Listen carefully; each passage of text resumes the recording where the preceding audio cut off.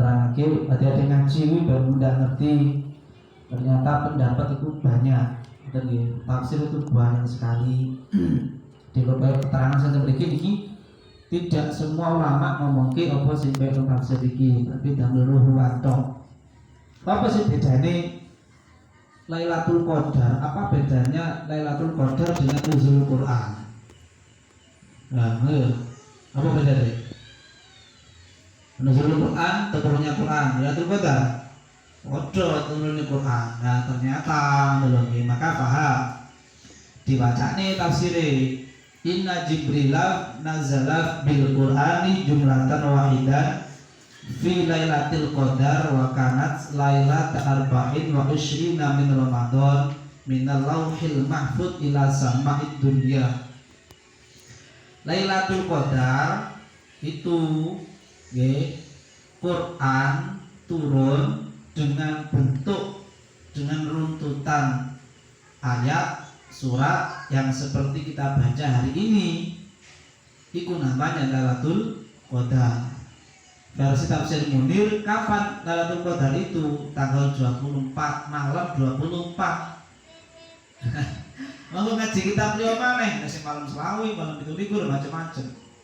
Tapi Imam Nawawi memiliki semaksud kalau tafsir beliau ini bukan pendapat beliau, tapi nyupluk dari pendapatnya beberapa ahli tafsir.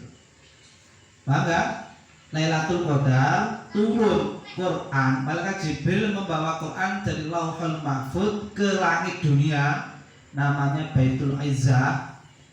Jadi turunnya dari Lauhul Mahfud ke Baitul Izzah di langit yang paling rendah itu. Nanti di sana itu tempat coro transitnya Quran sebelum ke Kanjeng Nabi, itu mandek di tempat namanya Baitul Izzah. Itu turunnya Quran pertama kali seperti urutan yang kita ketahui sekarang ini, niku disebut dengan namanya Lailatul Qadar. Wes, dalek nuzulul Quran itu dari Baitul Izzah kepada Kanjeng Nabi Muhammad disebut dengan namanya nuzulul Quran. Sing suratnya lek medun pertama kali Iqra. Ngono. Paham tak? Jadi Iqra turun pertama kali itu namanya nuzulul Quran, duduk Lailatul Qadar. Ada orang Indonesia nuzulul Quran diperingati malam 17 Ramadan. Ngono. Paham toh? Nah, itu harus paham atau nanti lek sing nuzulul Quran itu awal turunnya Quran dari surat Iqra. Ya nek sampean paham, loh, kudune lek umpama sing medun pertama kali Iqra, lak kudune surat yang pertama kali dituliskan kudune Iqra. Tapi nyatanya kenapa kok yang di Quran itu kok sekarang kita baca yang pertama itu Fatihah. Oh, ternyata Quran itu turunnya 2 kali. Paham ya? Nah, itu pentingnya tadi, pentingnya apa jenenge arani? Pentingnya memahami tafsirannya tadi ya. Terus juga diterangkan begini, turunnya Quran secara berangsur-angsur kepada Kanjeng Nabi Muhammad itu selama 23 tahun sesuai dengan kebutuhan Nabi. Kanjeng Nabi butuh apa ayat apa, orang kafir minta ayatnya ini, Kanjeng Nabi diturunkan ayat oleh malaikat Jibril. Seterusnya kayak gitu mah. Dan begini harus dipahami juga atau hudal linnas wa bainatin minal huda wal furqan. Ada 2 kata huda. Yang pertama hudal linnas, yang kedua wa bainatin minal huda. Nah, paham? Ada 2 kata-kata huda, maknanya sama, petunjuk, maknanya petunjuk Allah. Tapi di sini ditafsiri beda. Yang ketika awal dewi itu kalau kita mikir gawe otak tok ini nggak ketemu loh. Karena siji kita itu bukan ahli tafsir, ya kan? Juga bukan ahli bahasa, paling enak mau cobai mau tafsirnya menurut ulama gimana? Gimana tuh beri Imam Nawawi nyebutnya jauh ulama lain. Fal huda al awal mahmulun ala usuliddin. Lafaz huda yang pertama huda linnas itu adalah menunjukkan adanya ilmu agama yang berjenis usuluddin, dasar-dasarnya agama Islam, sifat-sifatnya Allah, sifat wajib, mustahil, jaiz, Kemudian ada lagi namanya jenenge sifat wajib Rasul dan sebagainya, itu namanya usuluddin. Sholat wajib dan sebagainya namanya usuluddin. Paham enggak kamu? Lah lek huda wa bayyinatin minal huda yang kedua di sini itu mahmulun ala furu'iddin. Nah, ini harus kita pahami.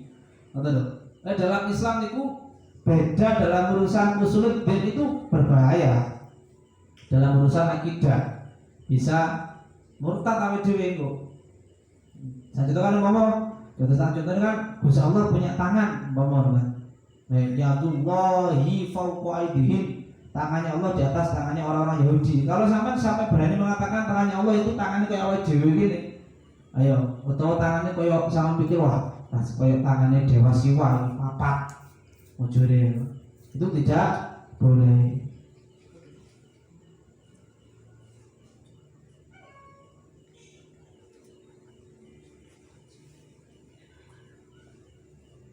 Oke, lek sholat wajib, zakat wajib, haji wajib, dan seterusnya, Gusti Allah haji dan seterusnya itu namanya usuluddin, nggak boleh diganggu-gugat.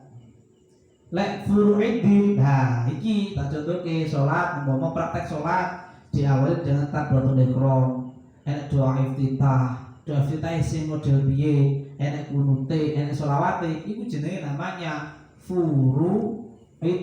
Iku pasti akeh bedane, ngono lho.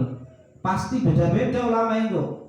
Mulane Imam Malik pertama kali Harun Rasyid jadi khalifah Bani Abbasiyah. Harun Rasyid itu dengan tawaran beliau karena seorang khalifah nggih, langsung menawari Imam Malik, bagaimana kalau nanti muwatta kitab jenengan saya jadikan satu rujukan wajib untuk orang-orang Islam kabeh. Jadi seakan-akan akan mewajibkan umat Islam pakai mazhabnya Imam Malik. Nah, Imam Malik ini ulama yang tidak punya nafsu dan juga tahu kondisi. Akhirnya gimana jawabannya? Betul usah khalifah, jangan khalifah.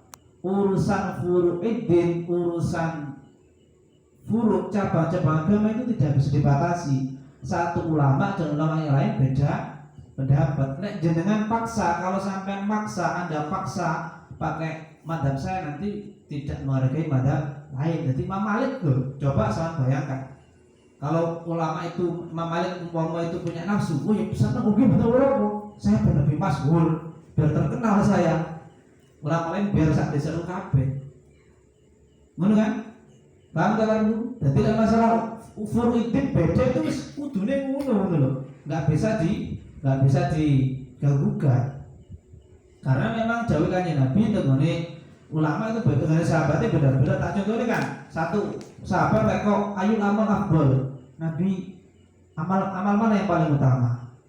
Kan Nabi jauh as-sholatu ala waktiha. Kemudian tekon meneh, ayu amal afdol, jauh as-sodaqah dalam kondisi kita sedang tidak punya. Ayo amal afdol, mana yang paling utama? Jihad fisabilillah. Endi amal yang paling utama ternyata yang mana? Nah. Ayo sama delok lagi. Nabi dawuh wakeh jare satu versi amal yang paling utama itu sholat saat waktunya, dalam satu versi amal yang paling utama ini jihad fisabilillah, dalam satu waktu mana yang paling utama sedekah dengan kondisi kita tidak punya kepada mereka yang tidak punya. Nah, terus jawabannya piye dulu? Harus kita pahami sing tekon sapa, dawuh Kanjeng Nabi, dawuhnya Nabi itu pasti beda. Tak contohke umpama ayo amal afdal, Kanjeng Nabi ditanya, "Wahai Nabi, amal mana yang paling utama?" Berhubung yang tanya ini sama orang tuanya itu bagus, jihadnya mempeng, tapi sholatnya kodok.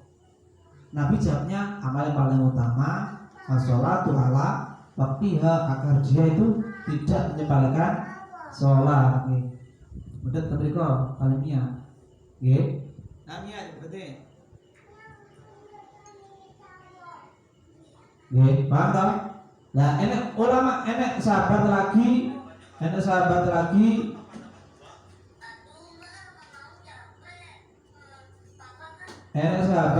bertanya, ayo afdal, mana utama amal yang paling utama? Berhubung dia sholatnya sudah bagus, sama orang tua bagus, tapi tidak pramudi dan kondisinya menuntut zaman itu harus berperang, maka Nabi jawab al jihad fisabilillah, sing perang yang paling utama. Karena kenapa? Kondisinya menuntut perang. Paham nggak? Lah kan nanti kan kalau tidak dipahami itu kan akan bentrokan masalah furu itu nanti itu. Paham nggak? Jadi sekali lagi usulan masalah ilmu agama yang berjenis usuluddin, berjenis akidah itu tidak bisa diganggu gugat. Gusti Allah siji, yang kata neluru gawe aku dhewe. Nanti paham toh? Kalau masalah furu sama sholat itu, bacaan sholatnya itu apa saja, nah itu namanya furu. Kalau sama nganggep sama mau rukunnya sholat, yang terakhir bacaannya adalah tasyahud dan sholawat ala Nabi. Tak tekoi sampai sama tahu nggak kalau baca sholawat saat sholat itu, ternyata tidak ulama sepakat. Tidak semua ulama itu mewajibkan atau menganggap membaca sholawat saat sholat itu termasuk rukunnya sholat. Nah, ternyata madhabi Abu Hanifah ngomong nih justru haram dulu. Baca sholawat saat sholat itu justru haram.